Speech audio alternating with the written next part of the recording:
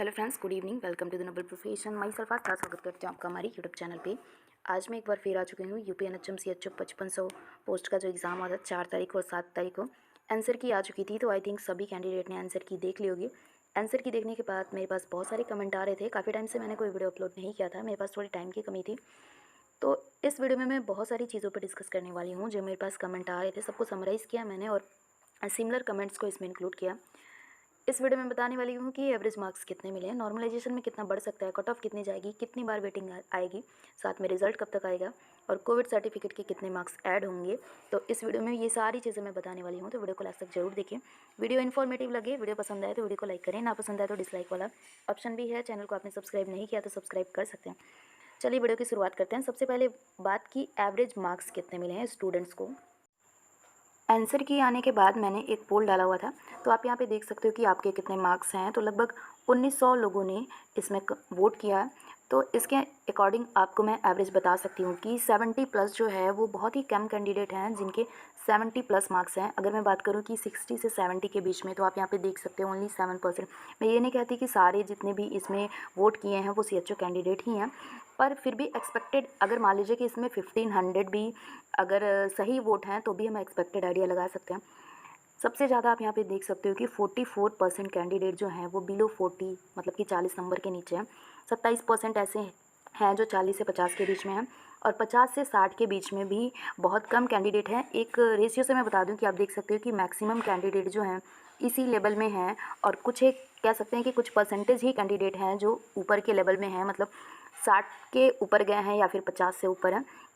तो इससे एक आइडिया लगता है कि जो पेपर्स का लेवल था वो बहुत ही ज़्यादा हाई था, जैसा कि आप लोगों ने मुझे कमेंट करके बताया था कि सिर्फ एक शिफ्ट के नहीं, सारे के सारे, मतलब कि 3 शिफ्ट 4 तारीख के और 3 शिफ्ट 7 तारीख के, सारे शिफ्ट के पेपर हार्ड थे। किसी को नहीं बोल सकते हैं कि बहुत ही ज़्यादा ईजी थे।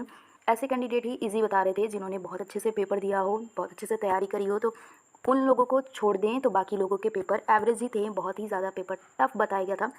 तो ऐसा देखने में आया था। तो इसी के बेस पे मैं बता दूं कि जो एक्चुअल एक कह सकते हैं कि एवरेज मार्क्स जो है वो 50 से नीचे मैक्सिमम कैंडिडेट हैं। बहुत कम ही ऐसे कैंडिडेट हैं जो 50 के अबव गए हुए हैं।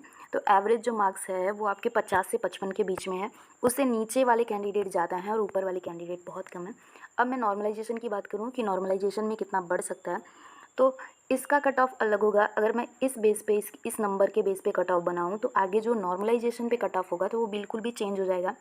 ऐसा इसलिए बता रही हूँ कि कभी कभी आपने देखा होगा कि आपका जो है पिछली बार जो आपने एग्ज़ाम दिया या फिर किसी ने भी एग्ज़ाम दिया तो आप उनसे पूछते हो तो आपको पता लगता है कि किसी के नॉर्मलाइजेशन में 2 नंबर बढ़ जाते हैं और किसी किसी के 10 नंबर 15 नंबर भी बढ़ जाते हैं।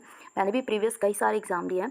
तो अभी जो रिसेंटली 2800 पोस्ट की जो CHO की पोस्ट निकली तो उस टाइम में मैंने एग्ज़ाम दिया था। तो मेरे खुद के 16 मार्क्स बढ़े हुए थे, जिसमें मैंने 60 मार्क्स ओनली मुझे एक्चुअल मार्क्स मिला था। और जब वो बढ़े थे नॉर्मलाइजेशन में तो 16 मार्क्स पूरे बढ़े हुए थे और लगभग मुझे 76 नंबर के आसपास मिला था। वैसे मैंने UPNHM का भी एग्ज़ाम दिया हुआ था तो उसमें भी यही हुआ है कि मेरे मार्क्स 65 थे और वो बढ़ के टोटल मैं कह सकती हूँ कि 78 मार्क्स मेरे हुए थे। तो लगभग 20 नंबर तक भी नॉर्मलाइजेशन मार्क्स बढ़ सकते हैं। डिपेंड करता है कि आपने किस शिफ्ट में एग्ज़ाम दिया था। मोस्टली बताया जा रहा है कि 4 तारीख का जो एग्ज़ाम था थोड़ा लेवल हाई था कंपेयरिंग टू जो 7 तारीख का एग्ज़ाम था। उसका लेवल जो था वो थोड़ा एवरेज था, मतलब कि 4 तारीख का एग्ज़ाम थोड़ा टफ था और 7 तारीख का एग्ज़ाम थोड़ा सा कम था। मैं ये नहीं कहूँगी कि बहुत कम था। सबके अलग अलग रिव्यू थे। जिन्होंने पढ़ाई करी थी उनके पेपर अच्छे हों तो उन्होंने बोला कि एवरेज था, इजी था, और जिन्होंने नहीं किया होगा या फिर जिन्हें पेपर समझ में नहीं आया होगा तो उनके मार्क्स उस हिसाब से नहीं है। नॉर्मलाइजेशन पे ही कट ऑफ जो है डिपेंड करती है। फिर भी मैं आपको इस वीडियो में एक एक्सपेक्टेड कट ऑफ बताऊँगी कि कितने में आप सेफ़ हैं कि नॉर्मलाइजेशन में बढ़े या ना बढ़े, फिर भी आपका सलेक्शन श्योर है। अब नॉर्मलाइजेशन की बात एक और मैं बता दूं कि बहुत लोग कहते हैं कि मैम सेम शिफ्ट में मेरे 2 नंबर बढ़े हैं और मेरे साथ वाले के 5 नंबर 10 नंबर भी बढ़े हैं। तो कैसे होता है, डिपेंड करता है कि आपने कितने क्वेश्चन अटेंड किए हैं। मतलब 100 तो सबने किए हैं पर आपके नंबर कितने। सपोज़ कि आपके सिर्फ 30 मार्क्स सही हैं और आपका जो फ्रेंड है उसके 40 मार्क्स सही हैं, मतलब कि 40 नंबर आए हुए हैं, तो 30 मार्क्स वाले को नॉर्मलाइजेशन में भी कम नंबर मिलेगा और 40 वाले को ज़्यादा मिलेगा। डिपेंड करता है कि आपके कितने परसेंटेज सही मार्क्स हैं, उसी के अकॉर्डिंग आपका जो नॉर्मलाइजेशन है वो भी बढ़ता है। ठीक है, शिफ्ट पे भी डिपेंड करता है कि शिफ्ट का हार्ड है और इस पे भी डिपेंड करता है कि जिस शिफ्ट में, ऐसा बिल्कुल भी नहीं है कि अगर 4 तारीख के मॉर्निंग वाले शिफ्ट में किसी का 4 नंबर बढ़ा है तो सभी के 4 नंबर नहीं बढ़ेंगे। डिपेंड करता है कि आपके कितने मार्क्स सही हैं, कितने आपके एक्चुअल मार्क्स हैं, उसी के अकॉर्डिंग नॉर्मलाइजेशन होगा।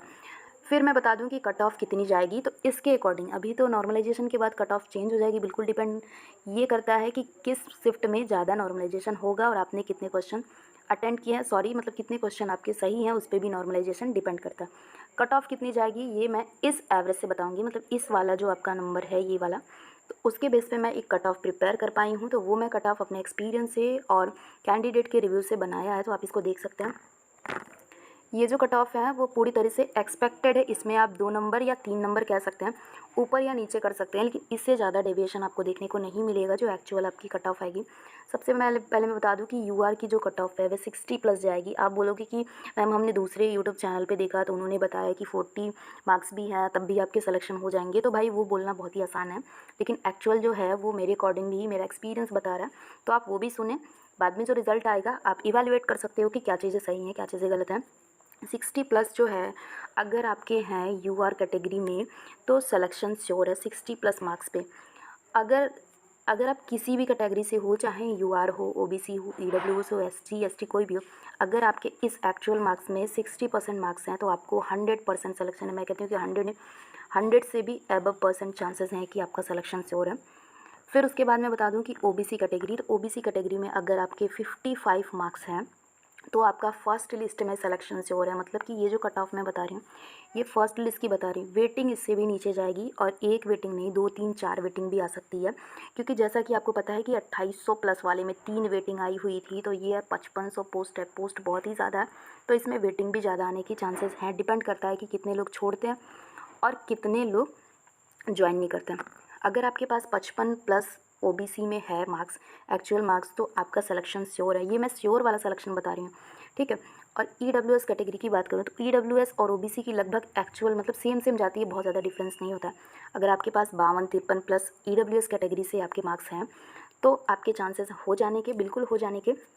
एससी कैटेगरी में भी आप 48 प्लस मार्क्स हैं तो आपका सिलेक्शन श्योर है। इसलिए आप बोलोगे कि इतना हाई कट ऑफ आपने बताया, हाई बताया है, इससे थोड़ा बहुत कम हो सकता है लेकिन बहुत ज़्यादा कम नहीं होगा, क्योंकि अगर 40 मार्क्स पे सिलेक्शन होने लगे तो फिर पढ़ने की ज़रूरत ही नहीं किसी को, फिर एग्ज़ाम क्रैक करना बहुत ही ज़्यादा ईजी होता है।